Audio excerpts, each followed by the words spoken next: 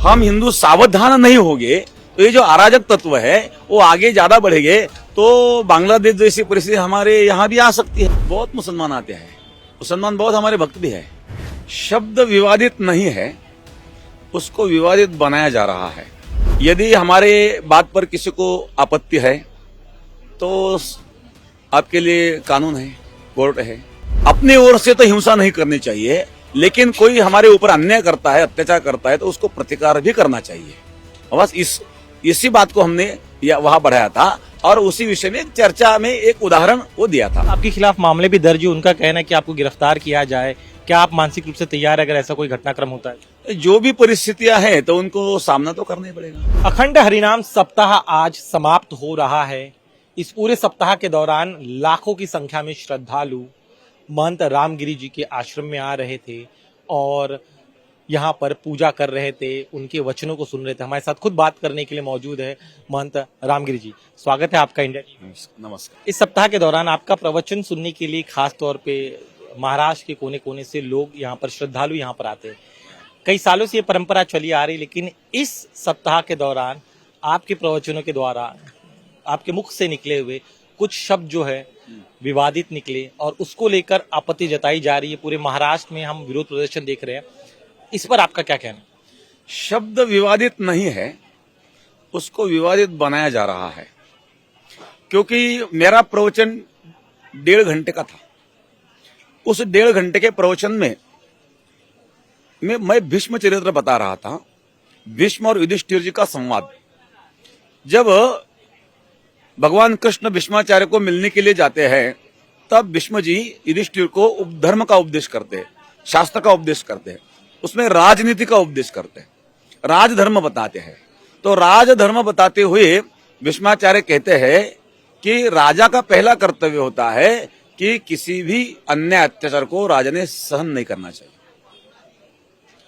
अन्याय को प्रतिकार करने की शक्ति होते हुए भी यदि कोई प्रतिकार नहीं करता है तो वो पाप करता है।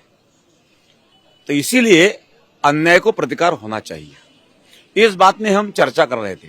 उस चर्चा में बात निकली बांग्लादेश की, क्योंकि बांग्लादेश में हिंदुओं पर जो अत्याचार हो रहे हैं,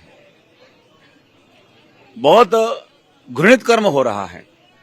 महिलाओं पर बलात्कार हो रहे हैं और हिंदू पलायन के लिए तत्पर है, वहां रहना नहीं चाहते हैं क्योंकि वहां का जीवन नर्क जैसा हुआ है। हिंदुस्तान के बॉर्डर पर वो लोग आकर के खड़े हैं और कहते हैं कि हमें हिंदुस्तान में लो, क्योंकि हम वहां जी नहीं सकते। तो इस विषय में चर्चा करते हुए वह उदाहरण हमने दिया था और उसका गलत अर्थ लगा करके वो इशू बनाया गया है। नहीं तो हम प्रवचन में तो 1.5 घंटे का वो प्रवचन था, उसमें तो तत्वज्ञान ही था। आपने जो शब्द कहे उससे मुस्लिम समाज के कई लोग जो हैं आहत हुए। उनका कहना है कि आपने उनके धर्म का अपमान किया है, उन मोहम्मद पैगंबर साहब का अपमान किया। वो जिनका अपना अपना प्रश्न होता है। हमने जो बता दिया वो बता दिया है, बस उस विषय पे हम ज्यादा चर्चा करना नहीं चाहते। लेकिन यहाँ जो सप्ताह चल रहा है, बहुत सुंदर कार्य यहाँ चल रहे हैं और लाखों जनता यहाँ आती है, भजन का आनंद लेती है।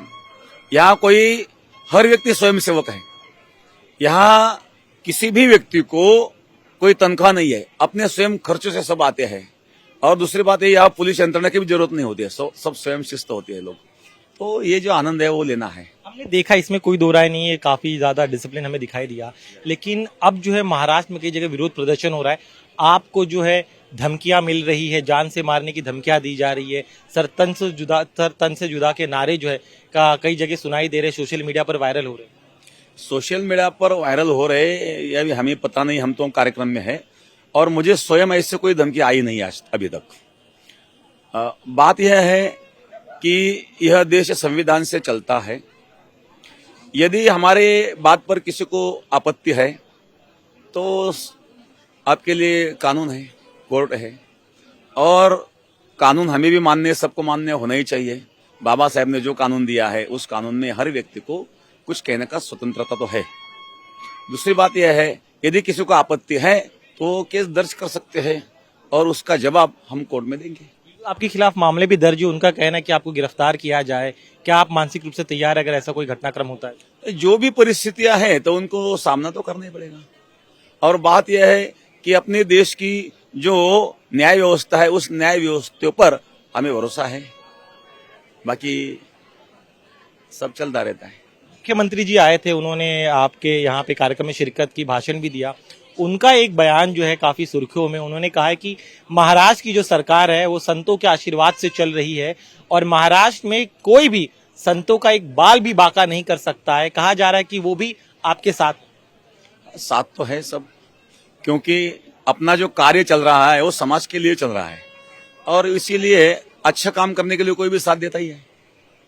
तो मुख्यमंत्री साहब ने साथ दिया, अच्छी बात है। जो नाराज है उन लोगों को आप क्या कहें? जो नाराज है तो नाराज नहीं होना चाहिए, उन लोगों ने भी नाराज नहीं होना चाहिए। नाराज होने जैसा उसमें कुछ नहीं है। हमने जो कहा वो सत्य कहा है, जो है वो है, जो तो लिखा हुआ है। नाराज होने की कोई आवश्यकता नहीं। और कोई नाराज है तो उन लोगों में रहने वाले जो समाजवादी लोग हैं उन्होंने उनको समझाना चाहिए। इतिहास नहीं पता, आपने जो तथ्यों से इतर आपने बात कही है, नहीं भावनाओं को दुखाया।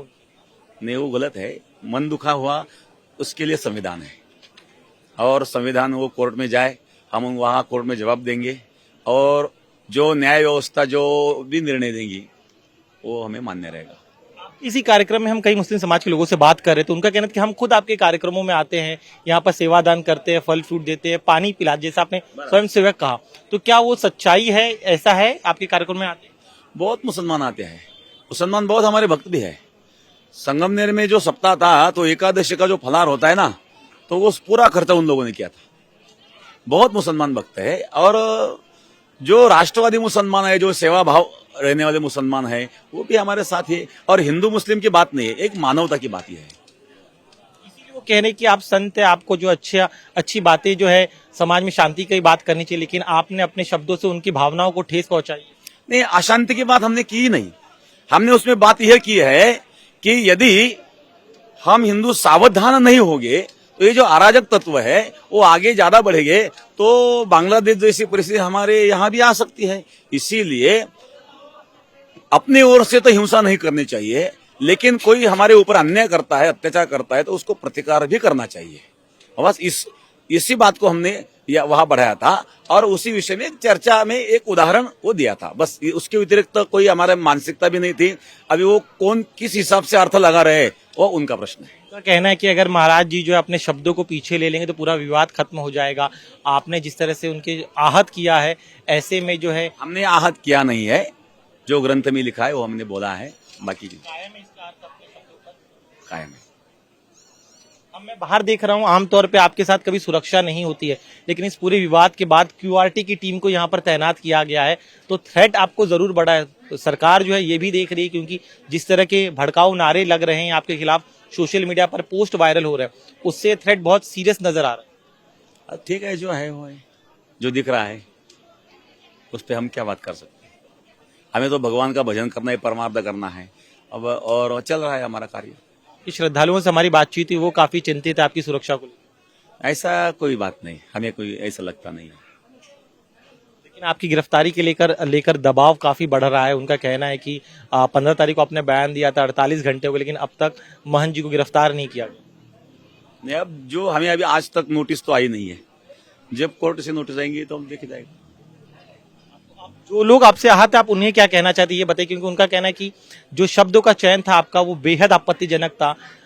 उनके गुरु का जो है, धर्म गुरु जो उनका अपमान करने वाला, इस्लाम धर्म का अपमान करने वाला, पैगंबर साहब की आपने अवमानना। ऐसा कुछ भी नहीं है, अवमानने का वहाँ कोई विषय नहीं है। जो हमने कहा वो उनके ग्रंथों में भी लिखा है और मौलाना लोगों में भी उन्होंने, बहुत मौलाना के आप लोग यदि क्लिप देखेंगे तो उन्होंने भी वही कहा है। तो ऐसा कुछ नहीं है। कोई आपत्तिजनक मानते हैं तो उसको हम क्या कर सकते हैं।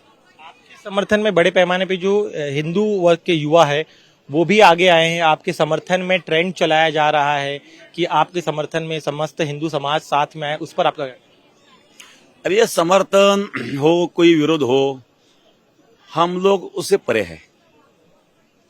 वो जनता है, जनता क्या करती है उससे हमें कोई लेना देना नहीं। हमें तो अपनी मस्ती में रहना है, भगवान के भजन में रहना है, उसके अलावा कुछ नहीं। आज महाराष्ट्र में काफी तनाव की स्थिति है। नासिक में पत्थरबाजी हुई, जिस अहमदनगर में हम इस समय हैं, यहाँ पर जो है बड़े बड़े मोर्चे निकले, संभाजी नगर में मोर्चा निकला। तो बतौर संत होने के नाते आप हमेशा जो है शांति का संदेश देते, हालात काबू नहीं हो रहे, दोनों तरफ से तनाव बना हुआ है। नहीं, वही कारण है, ऐसा कुछ नहीं है। और भी कारण वहां है। ये बांग्लादेश में जो हो रहा है उसके विरुद्ध में भी कुछ चल रहा है, उसका कारण यही है, ऐसा भी कुछ नहीं है। एक आरोप ये लगाया जा रहा है कि अब विधानसभा चुनाव करीब है, इसीलिए आपने, चूंकि आप हमेशा से जो आपके बड़े मुस्लिम भक्त भी कई सारे हैं, आप उन्हें भी साथ लेकर चलते थे, लेकिन अब चूंकि विधानसभा चुनाव करीब है, महायुति को फायदा पहुंचाने के लिए जानबूझकर आपने ये स्क्रिप्ट पढ़ी जो आपको आरएसएस से दी गई। नहीं, ऐसा कुछ नहीं, ऐसा कुछ नहीं है। हम तो जो बोलना है वो बोलते हैं, कभी भी बोलते हैं, और राजनीति से हमारा कोई संबंध नहीं है। हम कभी आज तक राजनीति में पड़े नहीं। हमारे पास कांग्रेस के लोग भी आते हैं, भारतीय जनता पार्टी के लोग आते हैं, राष्ट्रवादी के लोग आते हैं, सेना के लोग आते हैं, सभी पक्ष के लोग आते हैं और आते रहेंगे। राजनीति से हम ऊपर है, राजनीति से परे है। तो कहना कि आपकी वजह से बीजेपी को फायदा होगा, शिवसेना शिंदे सेना को फायदा होगा। किसी को फायदा होगा, किसी को नुकसान होगा, ये गणित करने वाले वो करेंगे, हमारा उससे कोई लेना देना नहीं। लगातार जो है पूरे महाराष्ट्र के कोने कोने से श्रद्धालु यहाँ पर आ रहे हैं, किस तरह का आपका सप्ताह होता है और जो आपके प्रवचन होते हैं उस बारे में बताइए। 177 साल पहले योगराज सदगुरु गंगागिरी महाराज जी ने इस सप्ताह की परंपरा प्रारंभ की है। इस साल जो सप्ताह था यह 177वां सप्ताह था। तो ये जो सप्ताह की परंपरा है, इस परंपरा में 7 दिन में 25 लाख तक जनता आ जाती है और सब 25 लाख लोगों के भोजन की व्यवस्था की जाती है। रोटियां जो होती है वो घर घर से लाया जाती है। एक दिन में 500 से 700 गांव तक की रोटी आती है और यहाँ दाल बनती है।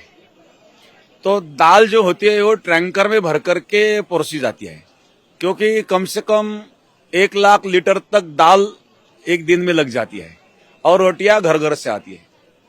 उसको मधुकरी वृत्ति कहते हैं। जैसे मधुमक्खी होती है, मधुमक्खी फूल से बूंद बूंद ला करके और शहद इकट्ठा करती है, वैसा घर घर से रोटी ला करके और उसका प्रसाद बनाया जाता है, उसको मधुकरी कहते हैं। ऐसा प्रसाद यहां बनता है। और एकादशी के दिन फलाहार की व्यवस्था होती है। साबूदाना बनता है 350 क्विंटल का और भगर जो होती है वो 150 क्विंटल की यहाँ बनी हुई है। तो कल एकादशी के दिन यहाँ 6-7 लाख जनता थी।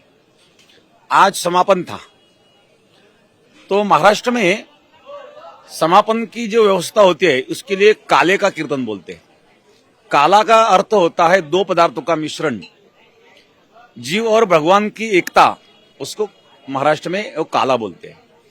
तो उस समापन का जो प्रोग्राम होता है तो कम से कम 10 लाख जनता यहाँ आ जाती है। तो ये कार्यक्रम अभी समापन हुआ है। दूसरी बात यह है कि इस सप्ताह में अखंड भजन चलता है और भजन गाने वाले जो लोग होते हैं वो 8 से 10 हजार लोग रहते हैं।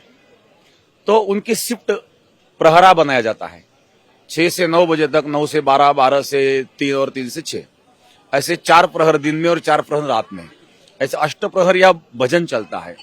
एक प्रहर में जो भजन गाने वाले होते हैं, प्रत्येक हर व्यक्ति के साथ हाथ में मंजीरा होता है और मंजीरा बजा करके मृदंग और गायन भगवान का भजन गाते हैं। संत तुकाराम महाराज, ज्ञानेश्वर महाराज, एकनाथ महाराज आदि जो संत है उनके भजन गाते हैं और 7 दिन अखंड और रात्र दिन चलता है।